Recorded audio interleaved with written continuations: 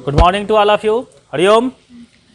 चलिए, पॉलिनोमियल्स में मैंने कुछ क्वेश्चन आपको बताया था, उसी के क्रम में एक्सरसाइज 2A का 12 नंबर क्वेश्चन देखते हैं। ठीक है, 12 के पहले कुछ क्वेश्चन बताए थे और उसमें बहुत सारे क्वेश्चन छोड़े भी थे।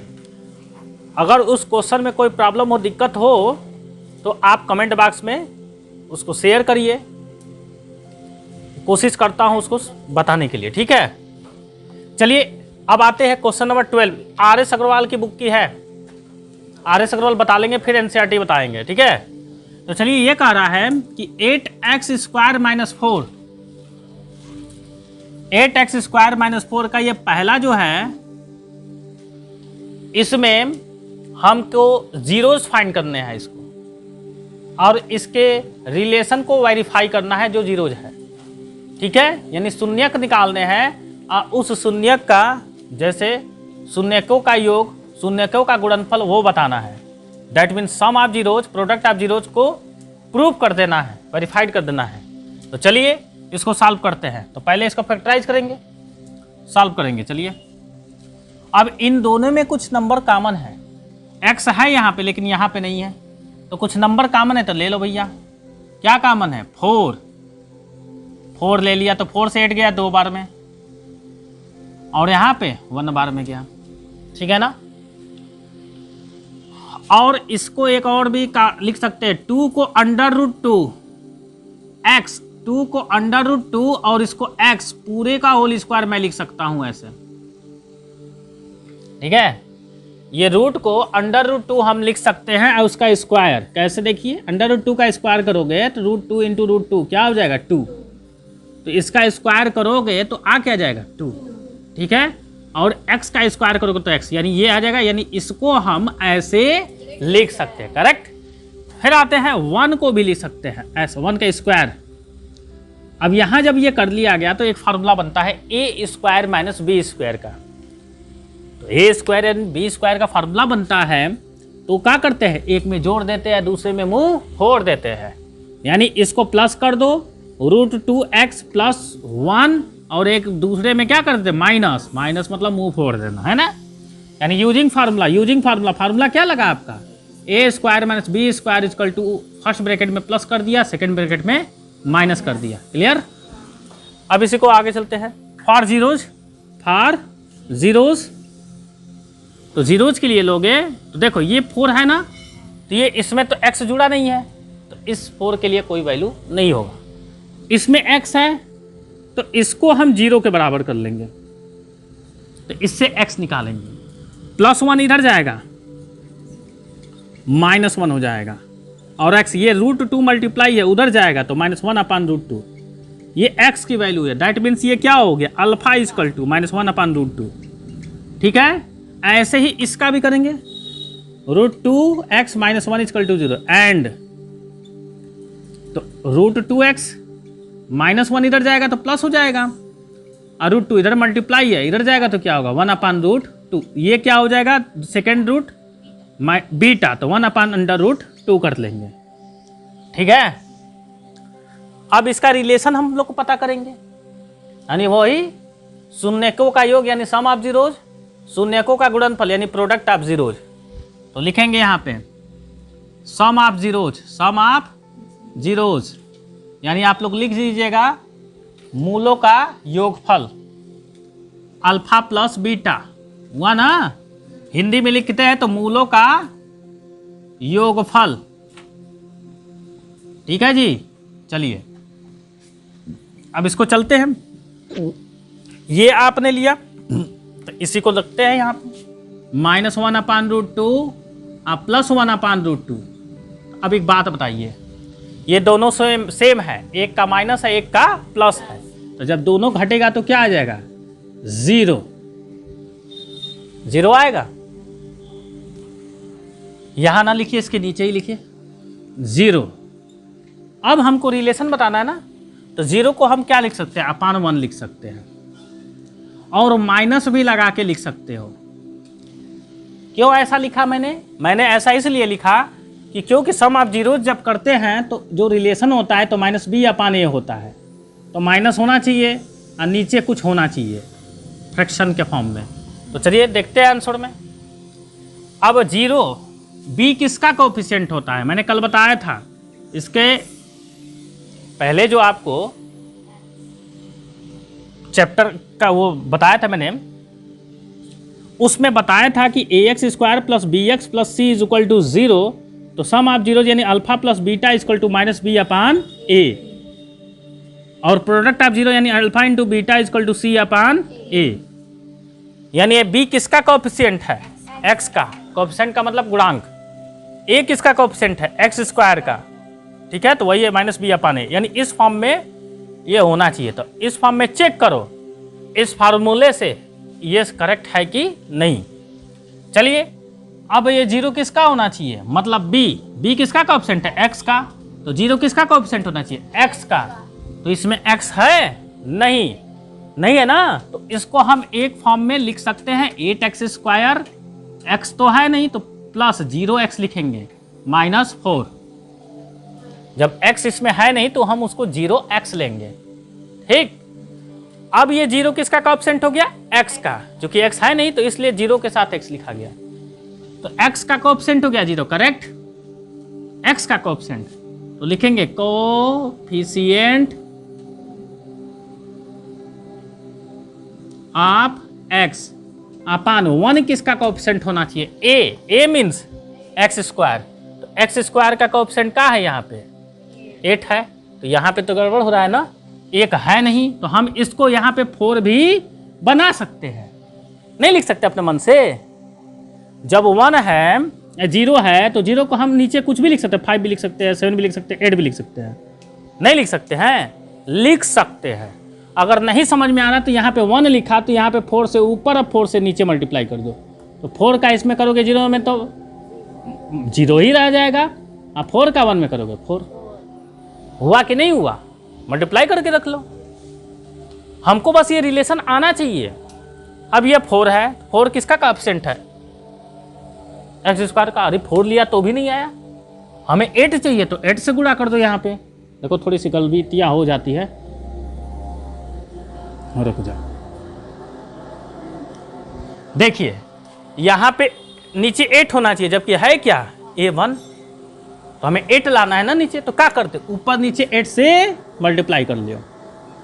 तो जब इसमें करोगे 0 में तो वो तो 0 ही होगा ना भैया, और ये 1 में करोगे तो ये 8 हो जाएगा।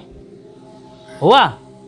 तो ये तो 0 आपका कोएफिशिएंट x का हो ही गया यहाँ पे, और ये नीचे 8 है तो किसका कोएफिशिएंट हो गया? x² का।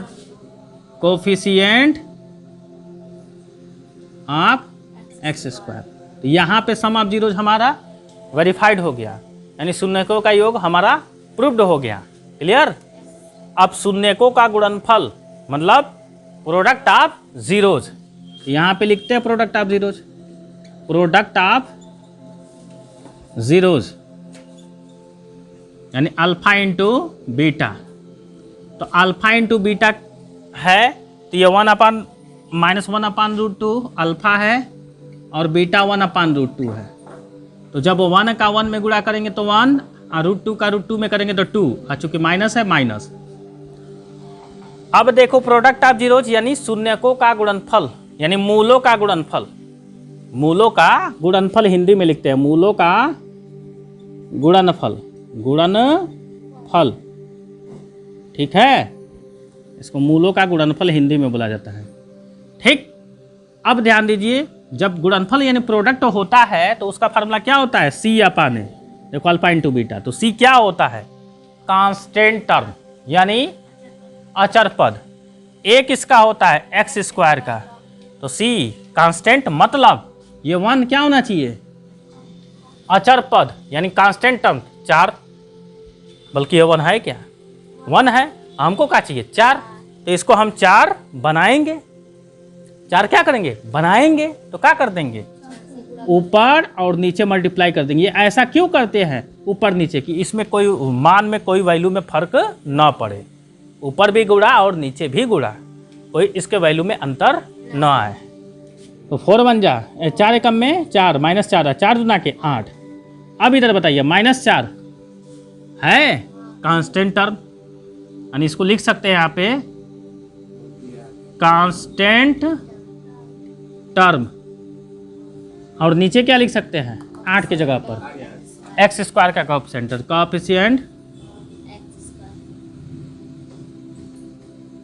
Of x square. तो ये भी वेरीफाइड हो गया, ये भी वेरीफाइड हो गया। तो रिलेशन को मैंने वेरीफाई कर दिया, तो यहाँ पे लिखोगे वेरीफाइड। ठीक है, समझ में आया? ये सब चीज़ को आपको नहीं लिखना है, बाकी सबको लिख सकते हैं आप लोग। ठीक है, देखिए एक और क्वेश्चन ने बोला बच्चों ने, तो ये क्वेश्चन देखिए मैं सोल्यूशन के लिए बता रहा हूँ। ठीक है, अब इस क्वेश्चन का फैक्टराइज करना है, बहुत बच्चे के दिमाग में नहीं आ रहा है, तो चलिए देखते हैं, ध्यान देते हैं। बहुत अच्छा क्वेश्चन है, मजा आ जाएगा। देखिए कैसे मजा आता है, इधर देखिए ये क्वेश्चन है। हम इसको जो है स्क्वायर है, तो आपको एक फार्मूला ये याद है, ए स्क्वायर माइनस बी स्क्वायर, एक में जोड़ दोगे एक में घटा दोगे। पहला स्क्वायर है, दूसरे को स्क्वायर बना दो, इसको भी स्क्वायर बना दो, 5 को भी स्क्वायर बना दो, 5 को भी स्क्वायर बना दो। कैसा बनाएगा, कैसे बनाएंगे, कैसे बनाएंगे? हम लिखेंगे, मान लो 2 है तो इसको स्क्वायर में बनाना है, तो √2 को अगर स्क्वायर करते हैं तो क्या आता है √2 इंटू √2, दैट मीन्स करोगे तो 2 आ जाएगा। यानी जो नंबर है उसको रूट में करके स्क्वायर बना लोगे, जो नंबर है उसको रूट में करके स्क्वायर बना लेंगे। ठीक है, क्लियर, एकदम कन्फर्म आ जाना चाहिए, नहीं आएगा तो हम नहीं जानते। ये एक्स स्क्वायर √5 स्क्वायर, स्क्वायर ये भी बना, स्क्वायर ये भी बना। देखिए ये बन गया, एक में जोड़ दो, दूसरे में मुंह फोड़ दो। चलो फोड़ते हैं, x प्लस √5, दूसरे में क्या करते हैं x माइनस √5। देखिए ना, अब बन गया ना 2 ब्रैकेट में। फैक्टराइज का मतलब ब्रैकेट में होने का। अब ये जब ब्रैकेट में बन गया तो इफ यदि भी लिख सकते हो, for zeros x plus √5 is equal to 0, तो x is equal to minus √5, ये क्या हो जाएगा अल्फा इज इक्वल टू, ये रूट्स हो गए, ये रूट हो गया पहला। दूसरा के लिए x माइनस 5 √5, यानी x minus √5 is equal to 0, तो x इज इक्वल टू √5, ये क्या हो जाएगा बीटा हो जाएगा। ये सेकंड जीरोज, दूसरा जीरोज ये बीटा हो गया। ठीक, चलिए अल्फा और बीटा हो गया। अब हमें रिलेशन बताना है ना इसमें दोनों का, इसका तो जीरोज मैंने पा लिया, अब इसको हमें रिलेशन बनाना है। तो सम ऑफ जीरोज मतलब क्या होता है, इसको और इसको क्या कर लेंगे, जोड़ लेंगे। लेकिन उसके पहले इसको, ये अधूरा है, क्वाड्रेटिक इक्वेशन होता क्या है, ax square plus bx plus c होता है। तो x स्क्वायर होना चाहिए, x भी होना चाहिए, कोई नंबर भी होना चाहिए। तो x स्क्वायर है, x वाला नहीं है, तो इसको हम लिख सकते हैं x square plus 0x minus 5। अब जाके क्वाड्रेटिक इक्वेशन को हम ऐसे बना लिए, जो नहीं था उसको हमने पूरा कर लिया, क्योंकि यहाँ पे जो रिलेशन बनाएंगे इसकी ज़रूरत हमको पड़ेगी। चलिए सम ऑफ जीरोज, पहले इनको क्या करेंगे, प्लस करेंगे, तो √5 माइनस √5 फिर प्लस √5, ये ना कर रहा है, सेम है, एक माइनस एक प्लस है, क्या हो जाएगा 0। ठीक है, इसको 0/1 लिख सकते हो, यहाँ पे माइनस लगा सकते हो ना। ठीक है, अभी इसके पीछे बताया ठीक सेम उसी के जैसे है।